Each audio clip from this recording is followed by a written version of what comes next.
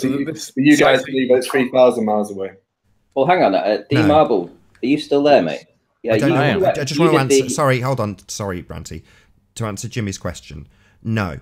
And the reason is simple. I don't know what the sun is, and I'm happy to admit that. Very big of you. You went to try and film the 24-hour sun, if I remember rightly. How did that go? It went quite well, actually. Ooh, hey, we can go over that one too. put up lots of numbers and lots of info about that. So I went to Alaska during summer solstice, and we did our filming by a place called Murphy's Dome in Fairbanks. So we got up it was one of the higher points in that area. Chris Taylor, he took me up there, and we basically sat in his car for about 25 hours or so. We had to get set up, and outside the car, I had to jump out and get the time lapse. I'm doing 50-minute lapses on my P900, so every 48 minutes or so my alarm goes off, so I wake up and sorry to interrupt. Get outside. Can you remember what the video is called? And I'll bring it up while you're talking about it. Can you remember the title? Yeah, it was 100% proof that the sun rotate or circles above the flat earth, I believe.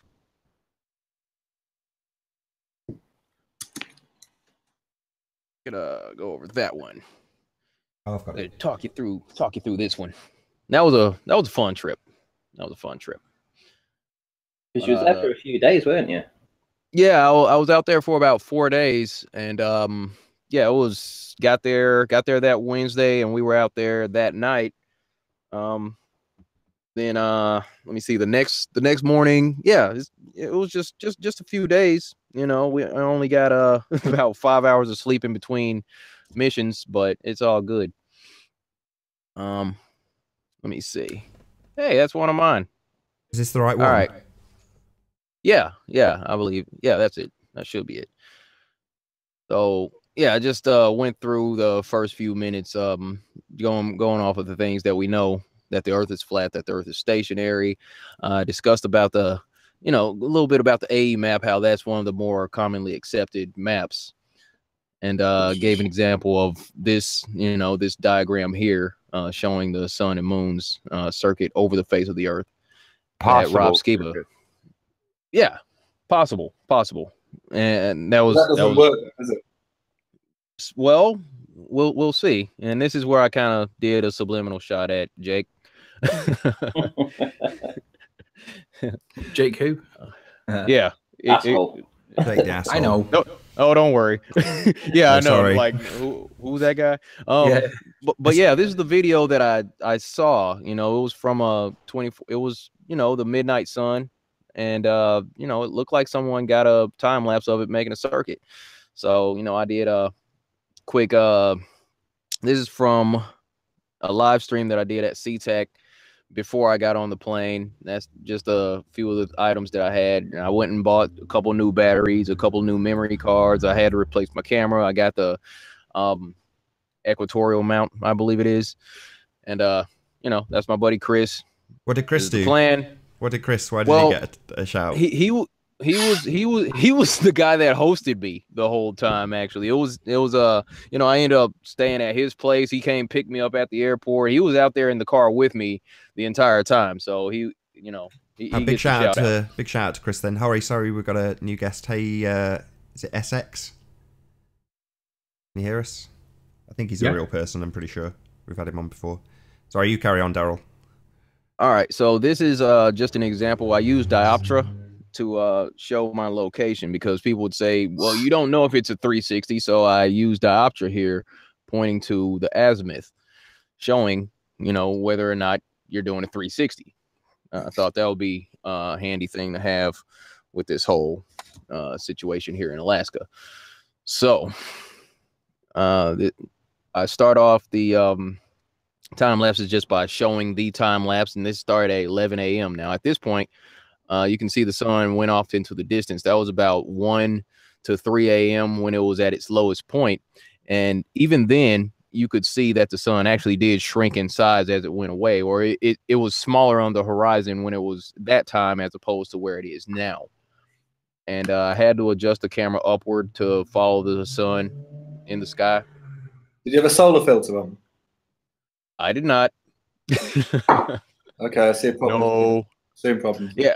So quick question. Yeah. Are you tracking this manually then, just every so often moving the camera? Yes. Okay. And I mean, it was really cloudy, so it gets kind of tough to see at this point.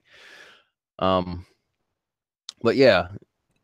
So we started at the point where there was the tower, the sun, tracked around the sky and came back to its original starting point. You can see the rays back there in the distance, and obviously that's okay. And there's the sun. So then I start to put in the pictures along with the position of the sun in the time lapse, just so everybody can see, what time it is, the degrees, the azimuth, what direction I was facing in relation to where the sun was at, just to give everyone a better idea of, all the numbers that were asked for when we make these observations. It does appear that it hasn't actually left the camera lens, has it?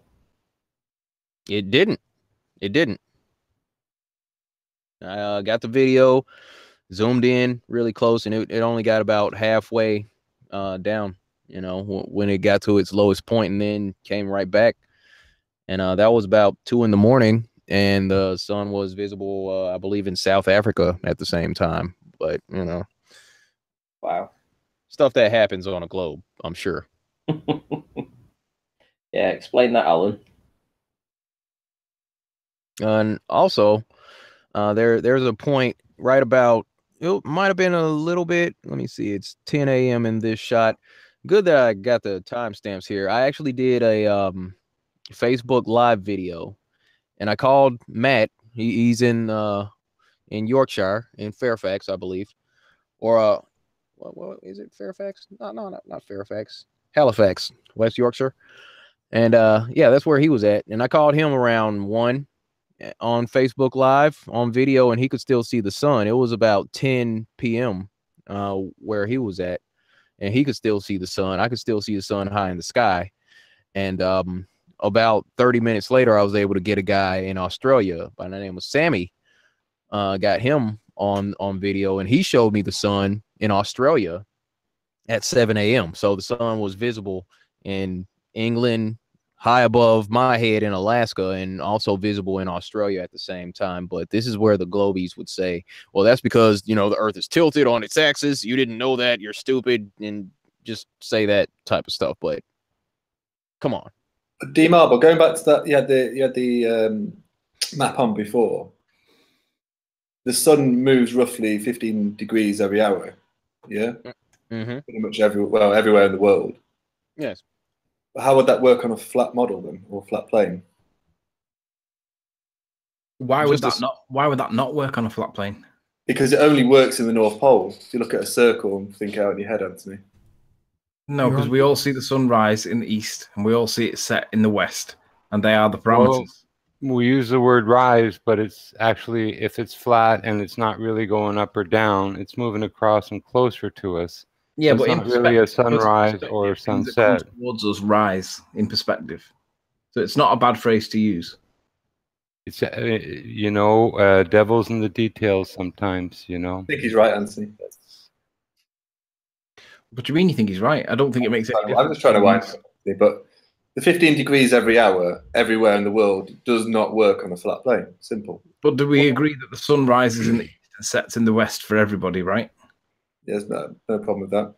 Right. So there's your parameters. Go on, I'm sorry to interrupt, Anthony. Same sun. Sorry People to interrupt. are assuming too that it's going in a ring shape around. Sorry, guys. Can you hear me? Hello. Just want to ask one question. So you say on a flat plane. Now, when you say that, presumably because we've got a depiction of the A map, are you assuming therefore that D-Marble is of the position that is actually representative of our world or not? Just have any flat plane. I was just using that as an example. We didn't have to use that as an example. If you have the North Pole in the centre, that's the only place the 15 degrees every hour works. Well, hang on. How about you answering the fact that this was visible for 24 hours straight? Yeah, how's that work? Also, another thing that only works on a flat Earth is being able to see a laser beam from 10.3 miles away while you're 1 inch above sea level. But you know, we'll go ahead and negate that according part. to your no, it's not an experiment, is it? It's an observation. Yeah. Yeah. But So, you didn't according to the observation, the yes. laser at all, did you? Well, hang on. 24-hour sun. Explain that on your model. Explain that 24-hour sun. Tell me how that works on your ball. Well, why don't you answer my question first? Well, no, because we're actually looking at the 24-hour sun. Yeah, because it's on screen right now, and someone's gone I to mean, some This effort was to on get it. first. Yeah. Explain that. Yeah, Jimmy. Please do. Let's have a look. Crickets. Give me a second. Well, basically, he's just played the video, and we saw the 24-hour sun without it actually setting. So, explain that. Away you go. Okay, let me find something that explains it. Well, hang on. Go find something. You're gonna Google something right now? Yeah, go to Wikipedia. You're gonna Google an explanation. It's gonna explain to us why we're not seeing what we're seeing. Okay. This is funny. Isn't it? I'm still waiting for your answer, the 15 degrees every hour. And you've not answered it yet, but carry on. Why should we? We first Why started should you? talking about the 24-hour sun. It does not work on a flat plane. How does it work on a globe? Answer it. It's like the two pole stars. You can't. Listen, we admit we don't have all the answers. Apparently, you have all the answers. No, I don't. That's why I'm trying to find You've got something. the body of science behind you. You've got 2,000 years of you guys proving this sort of stuff. So please show us the evidence right now for the 24-hour sun in your model. I think the screen grab that was just on a second ago clarifies D-Marble's position. That was kind of the point I was making. But yeah, so fortunately that was in a slide. So well done for that, D-Marble. Thank you. I was saying this is not an argument for the AE map. That's not exactly what it was. I'm saying the AE map might be wrong. I'm saying that the continents might be in different positions and sizes than what we've been told.